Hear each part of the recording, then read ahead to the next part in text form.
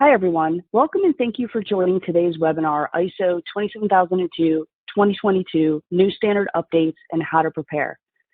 A few logistics before we begin.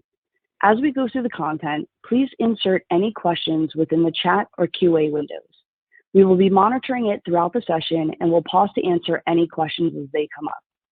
The presenters will be provided, the presentation will be provided to attendees post-session along with a link to the recorded session.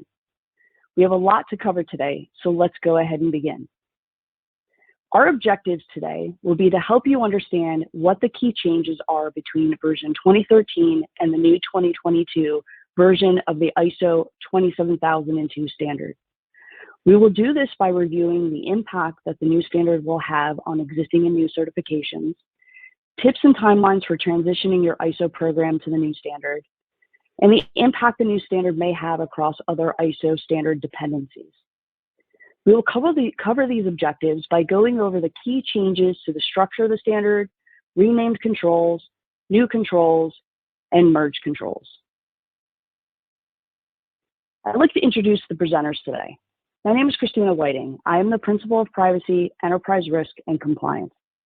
I am joined by our Manager of ISO, Bhavin Patel, who leads Tevora's ISO practice. For those of you that may be new to the ISO 27000 series, let's start with a super quick overview.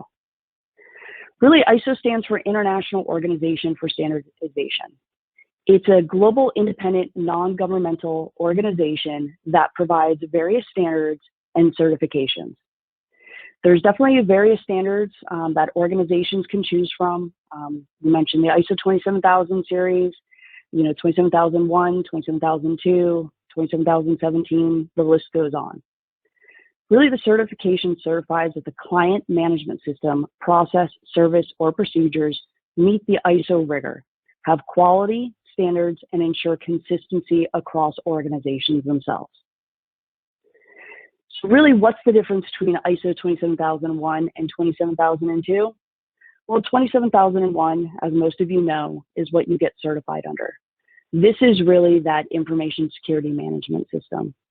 It's the foundational standard that's the starting point for some of the other dependencies and ancillary standards like 27017, so security in the cloud, 27018, privacy in the cloud, 27701, privacy information management system, 22301, et cetera, as the list goes on. So it's really that base certification that you go ahead and start with from an information security management system perspective. Now, the ISO 27001 standard itself has not been updated. It is still, organizations are certifying under version 2013.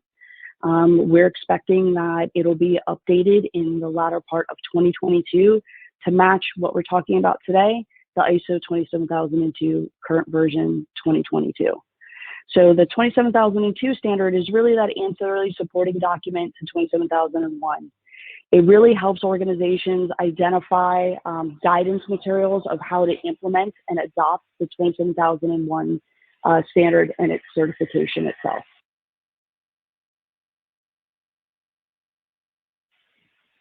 So really, what's new? What's revised? What's happening with this 27002-2022 revision? When we go through this, there's a series of critical changes that we want to go ahead and communicate and discuss during this session. So first off being that the 14 Annex A domains are organized into 4 themes. So it's following people, physical, technological, and organizational. So very similar to what individuals see if you're familiar with the healthcare industry within HIPAA itself.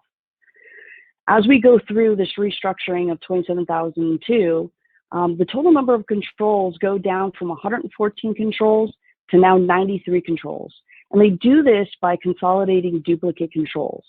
When we talk about duplicate controls, there's 24 controls that were merged from 2 or more controls, now down to 1 from the 2013 version. So they looked at consolidation.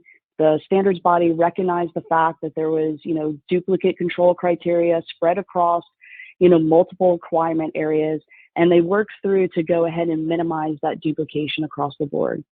With that, down as part of that 93 control set, there's 11 net new controls. We're going to cover those in detail in a short bit.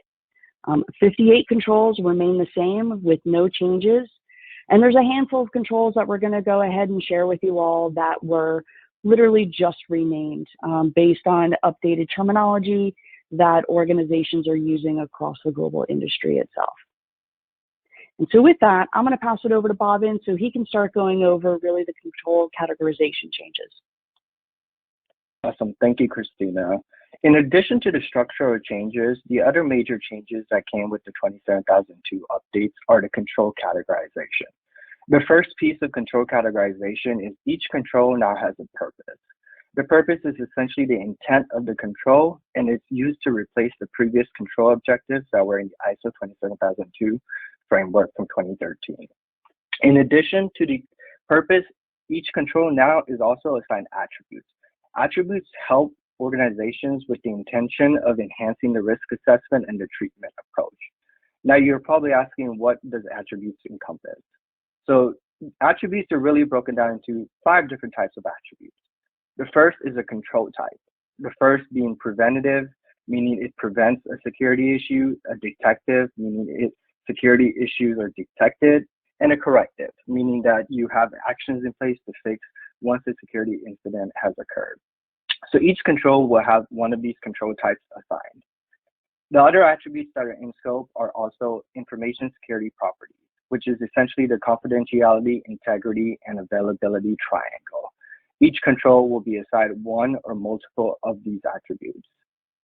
In addition to information security properties, we also have the cybersecurity concept. Essentially, what part of the incident stage is this control related to? Is it identify? Is it protect? Is it detect? Is it response? Or is it recover? In addition to these 3, the other 2 attributes are operational capabilities. Operational capabilities are broken down into all of these items that you see on your screen, some being governance, some being human resources, some being information protection, and physical security. Operational capabilities just help identify the domain that you guys will be working with. This is equivalent to the Annex A controls in the previous 2013 version. In addition to the operational capabilities, security domains have also been assigned. The security domains are governance and ecosystem, defense, protection, and resiliency to help identify what security domains are impacted by the control. For an example, if you guys can see at the bottom of the screen, one of the new controls is threat intelligence. For threat intelligence control, the control type has been identified as preventive, detective, and corrective. The security properties are all 3: confidentiality, integrity, availability, and the cybersecurity concepts are identify, detect, and respond. And operational capabilities are threat, vulnerability management, and security domains are defense or resilience. Each new control in the ISO 27002 framework will have similar structure within the standards themselves to identify these attributes. In addition to what Christina mentioned, the structural changes, one of the major things is a lot of the controls have been merged, right? So for example, previously in ISO 27002 2013, we had 2 controls related to policies for information security and another one related to the review of the policies. With the new updates, ISO has decided to merge those together as one control. The requirements still are the same in terms of policies have to be reviewed and approved, but it just makes it easier to consolidate these 2 because they're tested in similar methods. This is an extensive list. I'm not going to go through every single one of these, but you guys can look at this once the presentations are available. In addition to the policies and procedures, there's other technical controls that have emerged as well. As you can see here, user access provisioning, review of user access rights, and removal of access rights all have been consolidated into one control for access rights. This makes it easier for not only the auditors when we're auditing, but also your organizations to consolidate the testing and the requirements of the ISO standards. This is more continuation of the ISO merge that has happened, right? Previously, there were 3 controls related to event logging and monitoring, and those have been consolidated into one as an example to make it easier. And I promise you, this is the last slide that shows the merged one, but some more example is security, incident reporting, and reporting of weaknesses have been consolidated into one control related to event reporting. You guys can look at this at your pleasure, and if you guys have any questions, always feel free to reach out to Christina and I. Now to kind of dive into the other aspects of the structural changes that Christina mentioned, rename controls. Some of the controls have been renamed in the sense of the context, they have not changed, right? Teleworking, you're still looking at a teleworking policy and teleworking procedures, but now in the new 2022 version, they're considered remote working. This is just to help better align with other security frameworks that are out there and just to make it easier for the organizations based on the historical feedback they've gotten throughout the years. New controls. This is kind of what most people are curious about. There's 11 new controls. They're all listed here. The first one is 5.7, which is related to threat intelligence. The second is related to the security of cloud services. The third is related to business continuity for ICT, physical security monitoring, configuration management, information deletion, data masking, data leakage, monitoring, web filtering, and secure coding. We're going to go into each of these. The first one that we have is threat intelligence. With the new updates in the cybersecurity field, this control requires that information relating to information security threats shall be collected and analyzed to produce threat intelligence. The purpose is to provide awareness of the organization's threat environment so that appropriate mitigation actions can be taken. So what does this really mean?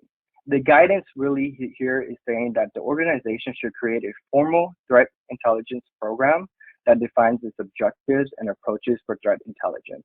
The organization should consider various internal and external parties that are used to collect data and analyze that data to reduce impact and reduce threat to the organization. And at the bottom of the screen, this is the same screenshot from earlier, but you can see the 5 attributes associated with this new control. The second control that we have that is new is information security for use of cloud services. The requirement is processes for acquisition, use, management, and exit from cloud services should be established in accordance with the organization's security requirement. The purpose is to specify and manage information security for the use of cloud services.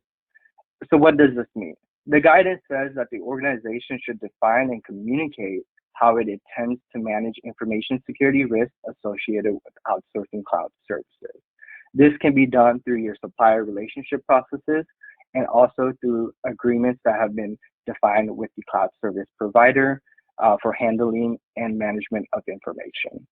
And the attributes associated with this control are listed at the bottom, and you can see the operational capabilities in this case is related to supplier relationship, and the security domain is related to governance and protection. So Bob, and I'd like to pause on this one just real quick, just because of the fact that, you know, when we introduce something like information security for use of cloud services, this can kind of be a little bit confusing with the intent of ISO 27017 that a lot of organizations get certified around. Really, this is kind of a baby control or an entryway into ISO 27017. This is not for cloud providers themselves, but it's for organizations who use cloud services.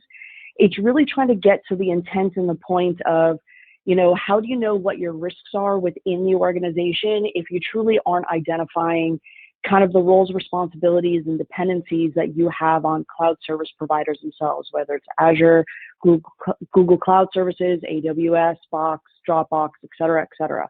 And so it's really starting to get down to the foundation of having organizations formally identify roles and responsibilities between, you know, your organization and where you start to rely upon cloud service providers themselves from a risk perspective, and ensuring that when you do that and you have that documented, you can translate that into your service agreements themselves. And so those roles and expectations and responsibilities that you've set, it's not just identified and documented within your own internal documentation and processes, but it's also in the service agreements. Now, we all understand there's a bunch of them out there that are click-through service agreements.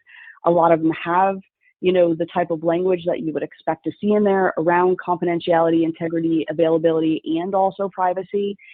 So it's upon the organization to identify what controls and clauses within those service agreements that language exists, and understanding what those parameters are so that you can truly identify if there's any residual risk associated with leveraging those cloud providers themselves, whether it comes to availability, whether it comes to, disaster recovery testing, if they're doing it on your behalf or you're responsible doing it. This is one of those things where it is different than ISO 27017, but it does cover one of the key criteria that ISO 27017 does require, which is that roles and responsibility matrix between organization and cloud service provider itself. And so it's one more control that they've decided to introduce into the 27002 series, just because of the increased nature of, almost all organizations these days are leveraging cloud services, so they wanted to account for that risk associated with it. All right, Bob, and I'll turn it back to you and stop interrupting. Awesome. Thank you so much, Christina, for the clarification. The next control that we have is related to Information Communication Technology, or ICT. That's just ISO's fancy word for remote working and teleworking. And the control is related to ICT readiness for business continuity. The control requirement says ICT readiness should be planned, implemented, maintained, and tested based on business continuity objectives and ICT continuity requirements. The purpose is to ensure availability of the organization's information and other associated assets during disruption. So most organizations in this guidance and the requirements for this guidance have a BCP and a DR in place. The only additional thing to do on top of this is consider your ICT technology and remote working technology. This is something that's directly a result of COVID over the last couple of years that ISO has decided to adopt and add these controls. One of the things you should be doing is doing a business impact assessment that determines your RPOs and RTOs, which are your recovery point objectives and recovery time objectives for your ITC services. And then you should also be testing on a regular basis the effectiveness of your business continuity disaster recovery to make sure that they comply with your RPO and RTO requirements. So this is something that's a new requirement, but at the same time, it's just to add on to your current existing BCP and DR processes that should already be in place if you have an existing certification. And the attributes here are listed at the bottom, mostly related to availability and continuity in terms of security properties and operational capabilities. Another new control that we have is physical security monitoring. This control requirement states premises should be continuously monitored for unauthorized physical access. The control's purpose is to detect and deter unauthorized physical access. The guidance on this is related to making sure that for all of your physical in-scope locations, you guys have monitoring by surveillance systems, video recordings, and CCTV. This is currently high-level outlined in the 2013 version, but in 2022, they have made this a clear, separate control to help make it easier for most organizations achieving the certification. The requirements are also to kind of have video recordings and feeds available and restricted to a limited set of people, along with alarm systems and alerting for when suspicious events occur. The attributes for this are listed at the bottom, related to physical security and the CIA triads: confidentiality, integrity, availability. And now I'll pass it back to Christina to go over the next slide for configuration management. Perfect. Thank you, Bobbin. So configuration management, really configuration management was part of the existing or the previous version of the standard itself. We're all used to it. We've all had to test towards it, but they've really increased the expectations and the amount of guidance around what is defined as configuration management. And so we're used to it from an operating system perspective, having baseline configuration standards for our network devices and our operating systems, but they're really spreading that across everything else too. So we're looking at it from any kind of software perspective, making sure there's baseline configuration management for if you're using DLP, if you're using FIM solutions, whatever those controls may be from a software perspective, they're expecting you to have it formally documented and baselined outside of the configuration in order for you to be able to audit against it. And that's the key here. They're trying to create repeatable, auditable processes. And so they're trying to increase the expectation around what you have documented as part of your formality to support the ISMS configuration management perspective. The other thing that they're trying to, introduce as part of this is really a technical perspective. They want organizations to be able to formally implement a process or tool that validates the defined configurations themselves. So they want you to go ahead and, whether it's like a Puppet-like tool or what have you, look at and validate that the configurations that you've set and the organization has approved hasn't been changed.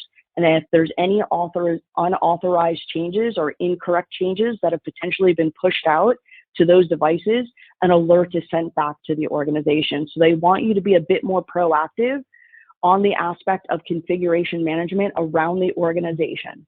And so the expectations have increased not only in what you need to document, but also how you need to go ahead and prevent unauthorized or incorrect changes in the organization itself when it comes to any device, software, or system. And so this will be an interesting one for organizations to implement, because if you're a global organization that is in 100+ countries, this is one of those things where you might have some controls in place, but this is going to make it where your asset management is going to be dependent upon a little bit more to show your in-scope systems of how you're actually applying tools or processes for this automatic detection and notification process itself. So, after this, we're really going into, some key concepts around privacy. I know as part of the CIA triad, privacy is not in there. I know within the security industry, we all debate that privacy should be added because it's a huge component. A lot of us have talked about that for years. So instead, it's under confidentiality. But the next couple of controls are really around data. And so this is to really start to mature eventually when the 27001 standard gets released later this year for certification. This starts to mature the expectations and truly create that baseline to support ISO 27018, privacy in the cloud, and ISO 27701, privacy information management system, because the expectations around your data management and deletion process is strengthened within the 2022 version of ISO 27002. Previously, there's made mention of around appropriate protection of data and the confidentiality of such data, but it was very loosely defined. And I know it was super frustrating for most organizations because you had to kind of play guessing games of what was the right level of controls in place, not only to mitigate your risk, but also to meet the ISO standards and rigor itself. Well, they're trying to remove all of that what if scenarios and be very concise and clear on expectations around data management and data governance. And so when we look at this first one, 810, around information deletion, we're really looking at sensitive information. Should only be kept for no longer than it is required to reduce the risk of undesirable disclosure. So the definition of sensitive information is up to the organization. You still get to define that as part of your information classification. So it's great. They're still giving you some of that leeway in there. But also it depends on regulations, how they define personally identifiable information, sensitive information, et cetera. So it's a convergence of the two of how you classify and how the industry classifies. And this is really getting to the fact that you have to have measurable processes to define what your deletion process will be, how you go ahead and delete it, not just through policy and procedure, but through technical controls themselves, and making sure that it gets passed on to your third parties as well. And so this goes back to third-party agreements and cloud service providers, making sure that that is clearly communicated down to if you're leveraging a cloud storage provider, that as soon as you break contract or, choose to, potentially move someplace else, that data is appropriately deleted and there's, valid certification of destruction. And so it's making sure that you formalize these processes all the way down to everywhere that data is stored or data is shared with across the board. So this could be a pretty significant one that hopefully, for organizations that are doing data mapping or any kind of privacy impact assessments, you'll know where your data is and where it's shared with third parties so that you can go ahead and reach out to those third parties. So hopefully some of those privacy efforts everyone's doing will help with this control and the next two controls themselves. So data masking. So this is something that, a lot of organizations are very familiar with if you've had to deal with, PCI or even, high trust and HIPAA, is the aspect of making sure that data is anonymized or masked, when displayed to appropriate users based on roles themselves that they have within the organization. And so this now formally enforces it as part of the ISO standard. It wasn't before. It was based on organizational risk, but this is really coming down to it. So it's essentially saying that you need to anonymize data when it's being shared with certain individuals, whether it's on the screen, whether it's shared via flat files or what have you.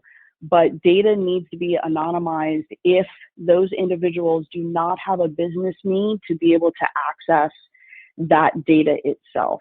And so you need to have specific anonymization techniques to be able to hide personally identifiable information and or mask that data when it's being shared from a web perspective. Now, this goes back to a lot of stuff within the dev and test environments. This does trickle down into development environments themselves because of the fact that, developers, that data needs to be anonymized for testing purposes, not just masked because they could see it on the back end. So this goes back to anonymization techniques of being able to scramble that data so it cannot be reproduced at all within your dev and test environments, not just from a masking perspective. So this covers multiple aspects within a singular control itself, not only masking to the end users based on appropriate role, which directly affects access controls that need to be put in place, and potentially some recoding on the back end for what gets displayed, but also in the dev test environments when it comes to the use of anonymization of data versus production data when it comes to PII. And so this definitely touches SDLC, access control, logging and monitoring, et cetera, et cetera. So there's definitely heavy implications on this one with downstream controls within ISO. So data leakage prevention, kind of rounding out the data requirements and expectations that organizations need to have. So essentially it's making sure that you have technical controls in place in order to detect and prevent any transmission of sensitive information. So it's making sure that you have like a DLP-like solution, that you have baseline configuration standards where what is considered normal traffic versus anomalous traffic when it comes to data leaving the organization. It's making sure that you understand user behavioral analytics. So it's bringing in the UBA and UBE type aspects of tools that exist today so that way you can understand user behavior and you can go ahead and detect and prevent any kind of data from leaving the organization that is unintended. So they even specify the channels that you need to monitor for data leakage, email, file transfer, even down to mobile devices. So we took this specifically from the standard itself. And so they are bringing this down to mobile device management aspects. And they're explicitly calling out that you need to have tools in place to assess and monitor potential leakage, whether you're using a third party, whether you're using, multiple different types of tools based on, outbound email filters, et cetera. So, desktops, mobile devices, You don't have to use a singular, probably going to use multiple tools itself to make it seamless for end users, but it does specifically consider the usage of a tool. So we all know when the standard says should, shall, or must, that's usually one of those triggers for all of us that a tool probably needs to be in place. Otherwise, organizations will eventually face a non-conformity when you go for certification under 27001. And so they even go down to the point of determining if you need to restrict a user's ability to copy and paste or upload data to other services or storage media outside of the organization. So they're starting to explicitly call out additional restrictions within users themselves based on roles. So not only does this have impact to the monitoring techniques and tools that an organization has down to its data level and understanding user behavioral analytics, but it also starts to come down to data awareness in the organization itself on its users' ability for what they can or should not be doing when it comes to certain data types. A lot of times, this will be seen in, your detailed access control matrix. This can be seen in your detailed data mappings that you do as an organization. And so it's leveraging all of that information to make informed decisions of how you can go ahead and implement this. So it's not just directly affecting this net new control. It does directly affect other ancillary requirements that were not changed within ISO itself. Alvin, I believe I'm kicking it back over to you for monitoring. Awesome, thank you. The next control set we have is related to monitoring activities. The control requirement says that networks, their systems, and applications should be monitored for anomalous behavior and appropriate actions taken to evaluate potential security incidents. The purpose of this is to detect anomalous behavior and potential security incidents. To Christina's point earlier, one of the requirements in ISO is to identify what are the networks, what are the systems and the applications that are in the scope, and then B, what are the data that's associated with those systems. The data that's associated with those systems. So once you kind of have those defined, the next thing is creating a baseline of what your traffic looks like. What is your standard baseline network traffic, your firewall traffic, or your application traffic? Once that's been defined, the next requirement is really to just monitor those traffics for anything that's anomalous. Any of those anomalous activity that's beyond the basic threshold or the baseline should be alerted to like a SIM or a SIM team or an equivalent security team within the organization so they can review and monitor it. The intent of this ultimately is to help identify any traffic that is out of the norm and that is deemed out of the norm, right? So to get ahead and detect potential security incidents. This kind of goes hand in hand with some of the event logging and monitoring controls that are within organizations. So that's why when you look at the organizational capability, it kind of ties back to event management. The next requirement that we have is web filtering. So this is a brand new requirement in ISO. The requirement says access to external websites should be managed to reduce exposure to malicious content. And the purpose is to protect systems from being compromised by malware and prevent unauthorized web resources. So this kind of ties in with ISO's previous control for having malware controls in place, but this is more focused specifically on web filtering and web content, right? It includes having like phishing campaigns and materials in there. Also talks about having IP addresses or domains for websites being restricted through malware tools. Some of the attributes for this control are listed at the bottom. The next control that we have is secure coding. The requirement for this control requirement is secure coding principles should be applied to software development. The purpose of this control is to ensure software is written in securely, thereby reducing the number of potential information security vulnerabilities. So previously, ISO has never had like a specific control that calls out secure coding and secure coding training and guidelines.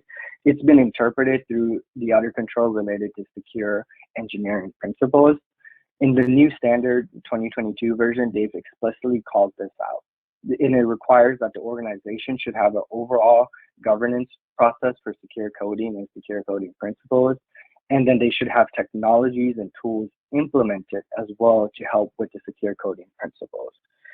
It also talks about having appropriate training for users that are coding, right? So your developers within the organization should be having training done at least as a part of onboarding or annually thereafter. So this is one of those requirements that have been incorporated previously, but now is explicitly mandatory and mandated. Historically, in the 2013 version, sometimes you have these no training or no secure coding principles. It might not be called out as a minor nonconformity, but with the new updates, this would potentially become a minor nonconformity. And that is the last bit of the controls for the net new controls, and I'll kind of pass it back to Christina to finish up with the adoption timeline and recommendation for transition. Perfect. Thank you, Bhavin. Excellent. As everyone can see, there are many structural changes organizations need to think about and plan for within their ISMS supporting documentation. It's not just a change in nomenclature, it's rather a change in how organizations think, categorize, and align controls. The net result will be some foundational changes to how organizations conduct their risk assessments in order to cover all of the criteria identified within the attribute tables. While there may be less controls, it doesn't mean less requirements, as we've talked about. The amount of guidance and expectations around each control has been increased. And expectations around technical implementation and maturity of control formalization, have been adopted. So when we talk about the adoption timeline and everything, and I know a couple questions have come up in the chat window around the adoption timeline. So to be clear, the 27002 version or 27002 standard has been updated. The one organizations get certified around, ISO 27001, has not yet been updated. I know there's some misinformation running around in the industry right now where if an organization is net new to become certified under 27001 in this year, that you should be adopting the ISO 27002 2022 standard. The answer is no, that is false. You actually can't, because you're certifying under 27001.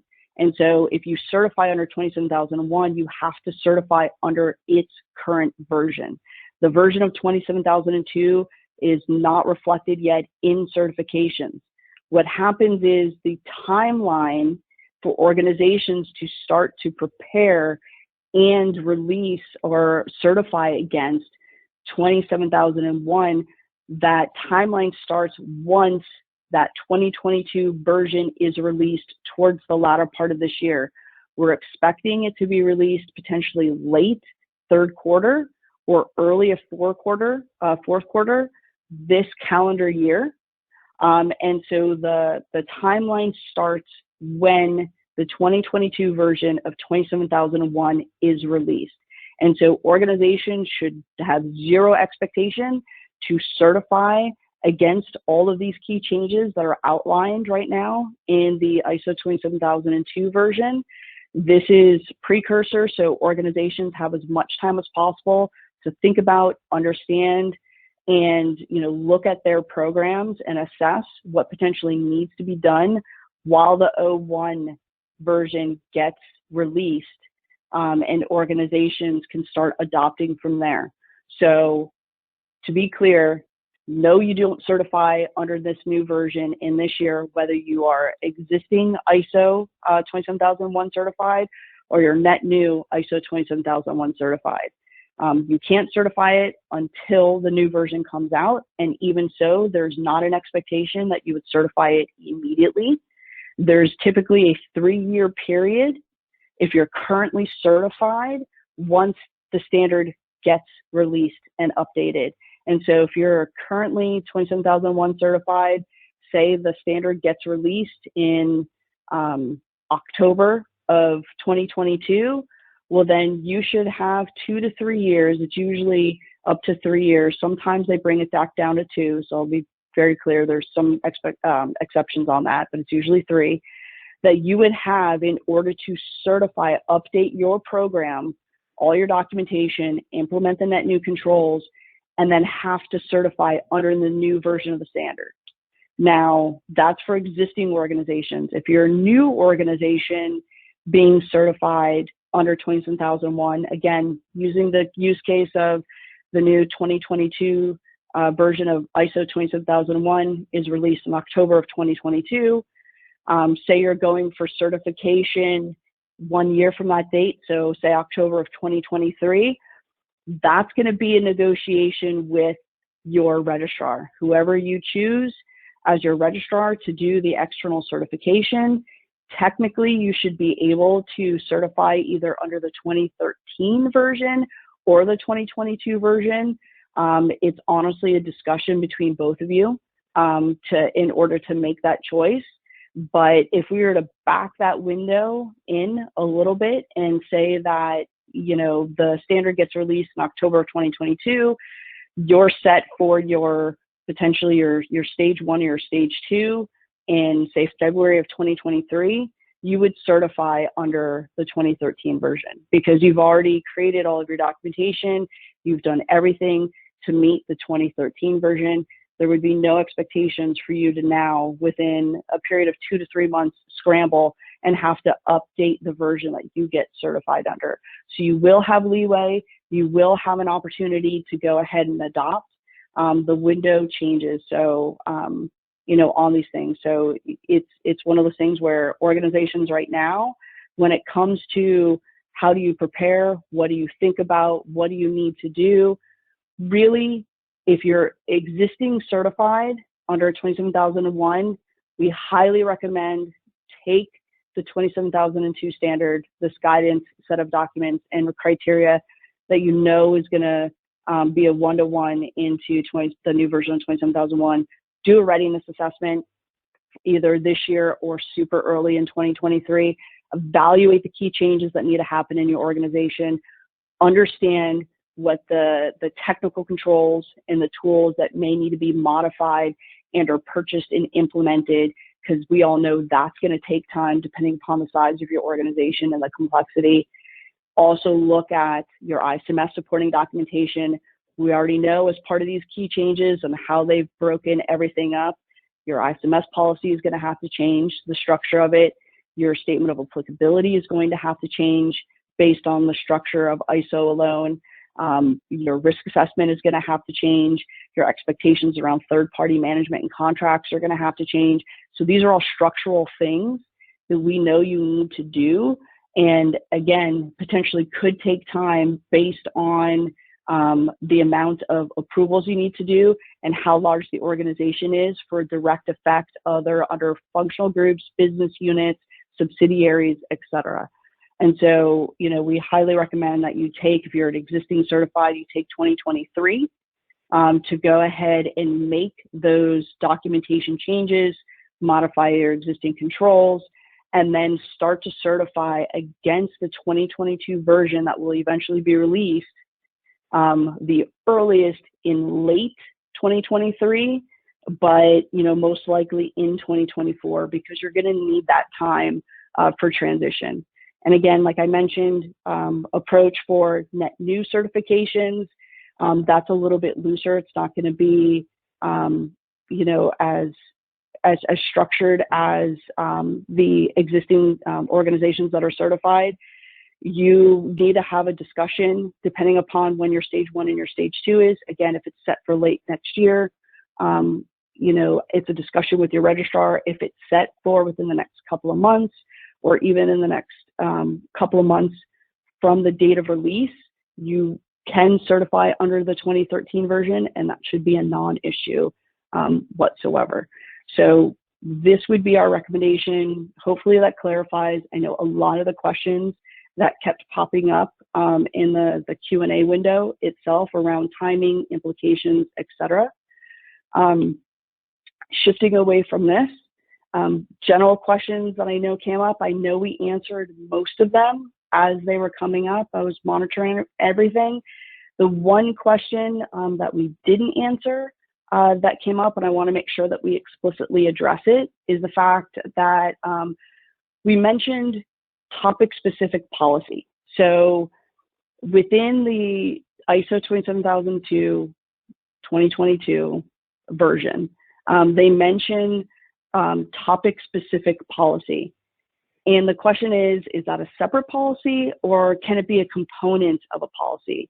The answer to that is it can still be a component of a policy, but it can't just be one line item that you reference in, a longer set of policy. It should most likely be a section in a policy. So maybe, a header, like a subheading or a major heading type associated with that topic itself. So it can be easily identified and very distinct across different policy statements. So if you're an organization that has one singular information security policy document, and you get to a control criteria, let's say, the traditional cryptography controls, or let's take one of the new ones, data leakage, and it says you have to have a topic-specific policy, you can include that data leakage policy requirements as a major heading under your information security policy. Again, it just needs to be easily identifiable. There's no expectation that organizations have 50, different, policies running around their organization that you have to manage to. So you still get to have flexibility associated with managing to that overall.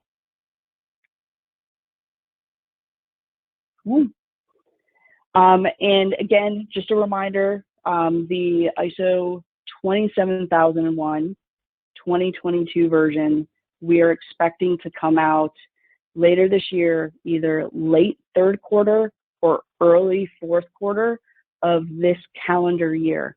It hasn't been announced yet, but if we look at any kind of historics when it comes to when the standards get released and the timing of the release of those standards, that is usually when that happens. And so we will definitely be posting blog posts in regards to the updates for 27001, and when that gets released, we will definitely send out notifications to everyone associated with it.